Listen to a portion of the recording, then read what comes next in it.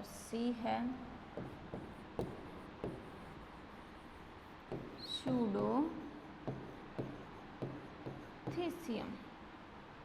अब अपन इसका एक बार डायग्राम बना लेते हैं सूडोथीसियम का।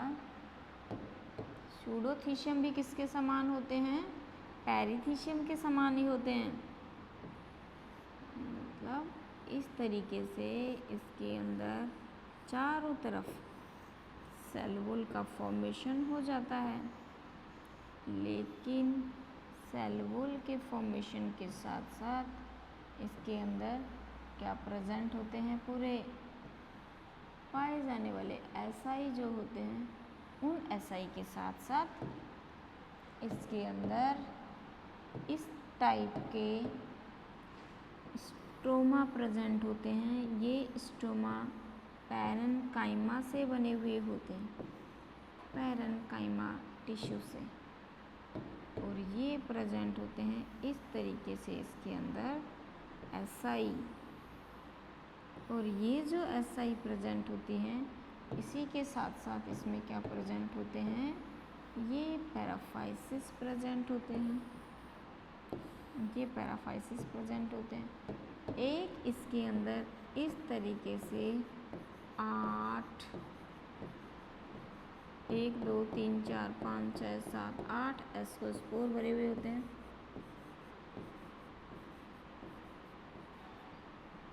और एक 8 3 4 5 6 7 8 1 3 4 5 6 7 8।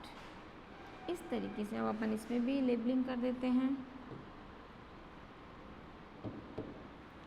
इसमें भी इसी प्रकार से हेयर लाइक स्ट्रक्चर जो है वो प्रेजेंट होती हैं। अब अपन नाम लेबलिंग कर देते हैं। ये होता है इसका ऑस्टियोल, ये होते हैं इस पे हेयर लाइक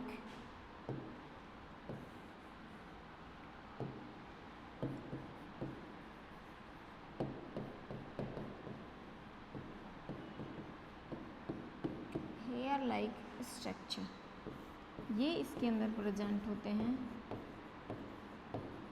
पैराफाइसिस क्या होते हैं? पैराफाइसिस ये क्या होते हैं? इसके अंदर एसआई, एसआई के अंदर क्या भरे हुए होते हैं? एस्कोस्पोर। लेकिन याद रखने वाली बात क्या है कि ये जो स्ट्रोमा बनता है, ये स्ट्रोमा किसका बना हुआ होता है? सूडो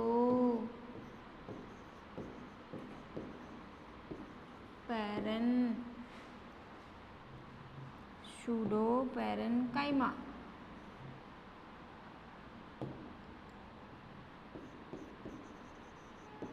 इसका बना हुआ होता है, ये पॉइंट इंपॉर्टेंट है इसमें। किसका बना हुआ होता है? सूडोन पैरेन्काइमा का बना हुआ होता है। यानी कि इसके अंदर क्या प्रेजेंट होते हैं? वही ओवल्स भी होते, ऑस्टियोल भी होते हैं, हेयर लाइक स्ट्रक्चर भी होते हैं, सूडो पैरेन्काइमा प्रेजेंट होते हैं, ये ऐसा ही प्रेजेंट होते हैं, एस्कोस्पोर इसके अंदर भरे हुए होते हैं। साथ ही स्ट्रोमा जो है वो कैसी होती है? सूडो पैरेन्काइमा टाइप की प्रेजेंट होती है।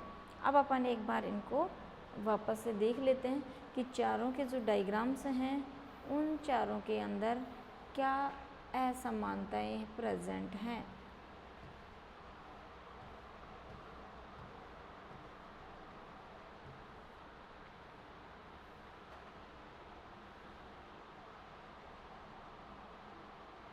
एस्कोकार्प, अपन बात कर रहे थे यहाँ पर एस्कोकार्प की, कि जो एस्कोकार्प हैं वो एस्कोमाइसिटीज जो क्लास की फंजाई होती है उसके अंदर पाई जाती हैं।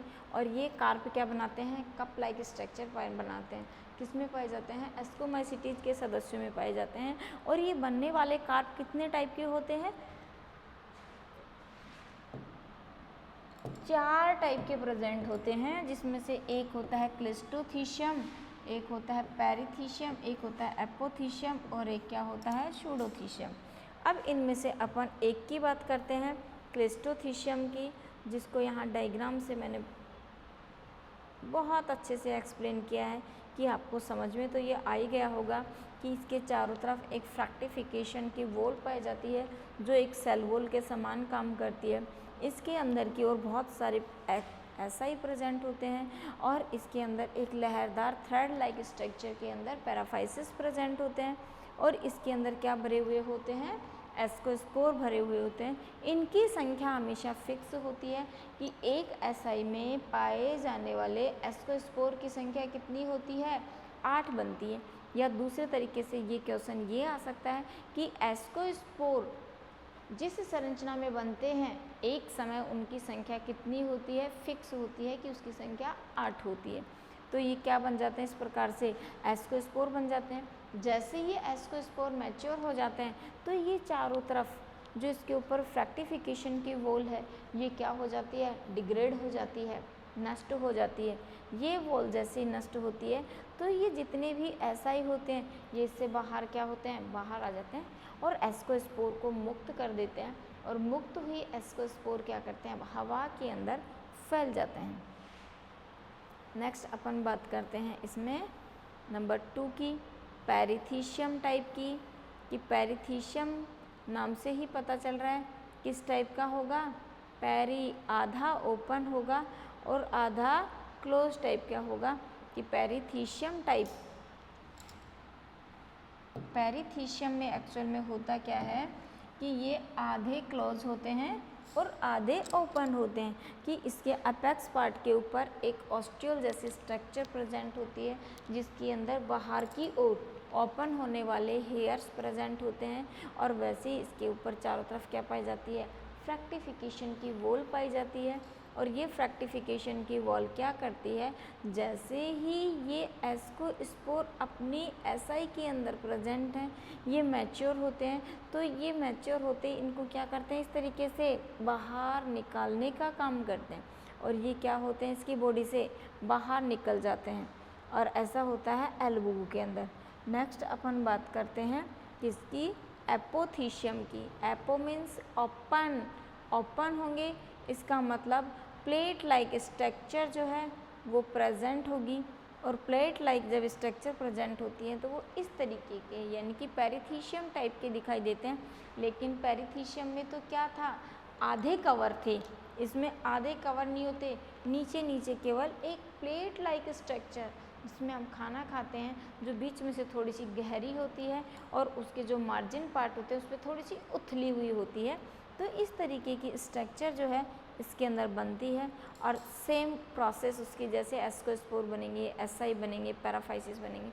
लेकिन ध्यान यहाँ क्या रखना है कि जो स्ट्रोमा पार्ट होता है उस स्ट्रोमा में जो सूडोपेरेन्काइमेटस टिश्यू होते हैं वो सूडोपेरेन्काइमेटस टिश्यू को अंदर की ओर तक धसे हुए कौन पाए जाते हैं, एसआई पाए जाते हैं जिनके अंदर एस्कोस्पोर प्रेजेंट होते हैं।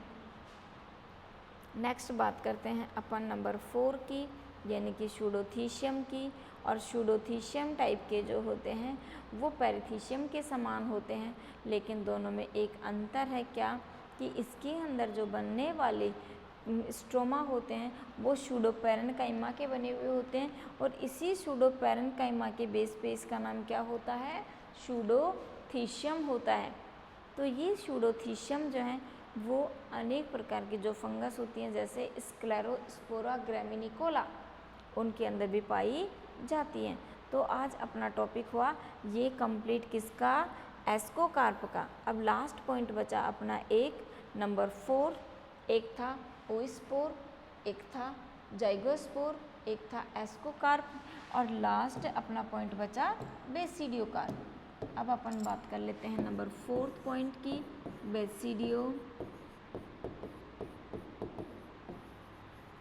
बेसिडियोकार्प। नाम से पता चल रहा है कौन सी फंगस के अंदर बनेंगे, बेसिडियोमाइसिटीज की फंगस के अंदर बनेंगे। बेसिडियोमाइसिटीज किसमें बनेंगे, बेसिडियोमाइसिटीज के सदस्यों में बनेंगे। लेकिन याद रखने वाली बात क्या है कि बेसिडियोकार्प जो हैं वो बेसिडियोमाइसिटीज के सभी सदस्यों में नहीं बनते, केवल होमोबेसिडियोमाइसिटीज में बनते हैं। तो इसका उदाहरण जो है वो क्या होगा, इसका जो उदाहरण है वो क्या होगा, होमो बेसिडियोमाइसिटीज। और ये एब्सेंट किस में होते हैं, हेटेरोबेसिडियोमाइसिटीज। किस में एब्सेंट होते हैं, हेटेरोबेसिडियोमाइसिटीज के जितने भी सदस्य होते हैं उनके अंदर बेसिडियोकार्प जो हैं वो एब्सेंट होते हैं, और होमोबेसिडियोमाइसिटीज के जितने भी सदस्य होते हैं उनके अंदर बेसिडियोकार्प प्रेजेंट होते हैं। अब अपन इसको डायग्राम से समझते हैं कि किस तरीके से इसके अंदर एनुलस बनती है और किस तरीके से इसके अंदर गिल्स बनते हैं, और गिल्स के चारों तरफ किस तरीके से इसके अंदर पेरिकार्प बनती है। तो सबसे पहले इसके अंदर बना लेते हैं एनुलस। इस तरीके से इसकी एनुलस प्रेजेंट होती है। इस एनुलस के ऊपर की ओर इसके अंदर प्रेजेंट होते हैं ये गिल्स, और इस गिल्स के चारों तरफ प्रेजेंट होते हैं इस तरीके से बेसिडियोकार्प। अब जो ये गिल्स होती हैं ये अम्ब्रेला लाइक स्ट्रक्चर बनाती हैं इस तरीके से। तो ये पार्ट जो है वो तो कहलाता है एनुलस, ये वाला पार्ट कहलाता है इसमें गिल्स, और ये वाला जो पार्ट है इसके अंदर वो कहलाता है पीलस।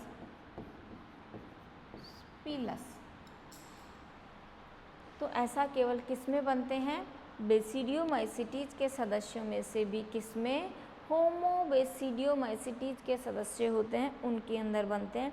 कि जैसे सांप की छतरी होती है उसकी जैसे नीचे एनुलस बनता है, एनुलस के ऊपर अम्ब्रेला शेप में गिल्स बनते हैं, गिल्स के चारों तरफ एक और कैप लाइक स्ट्रक्चर होती है, उस कैप लाइक स्ट्रक्चर को क्या कहते हैं, पीलस कहते हैं। तो इस प्रकार की स्ट्रक्चर जो है वो कौन सी बेसिडियोकार्प में भी बनती हैं, होमोबेसिडियोमाइसिटीज के सदस्यों में बनती हैं।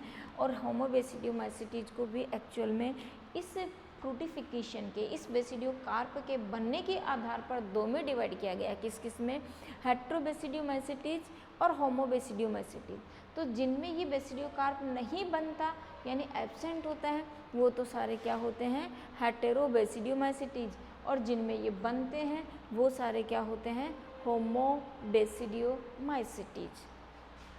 तो बच्चों आज हम सब ने सेक्सुअल फ्रैक्टिफिकेशन देखा कि किस तरीके से 4 मेथड्स के द्वारा सेक्सुअल फ्रैक्टिफिकेशन होता है, और किस तरीके से लोअर क्रिप्टोगेम्स वाले जो मेंबर्स होते हैं उनके अंदर जनन की प्रक्रिया के लिए जनन फलनकाय आवश्यक होते हैं। इससे आगे चलते हैं नेक्स्ट टॉपिक पे, और नेक्स्ट टॉपिक अपना आएगा इसके अंदर इसकी लाइफ साइकिल, यानी फंगस जो है वो अपने लाइफ साइकिल को किस फॉर्मेशन में, हैप्लॉइड के फॉर्मेशन में या डिप्लॉइड के फॉर्मेशन में किस तरीके से कंप्लीट करती है उसको अपन देखेंगे नेक्स्ट वीडियो में। आज की वीडियो के लिए सबको थैंक्स।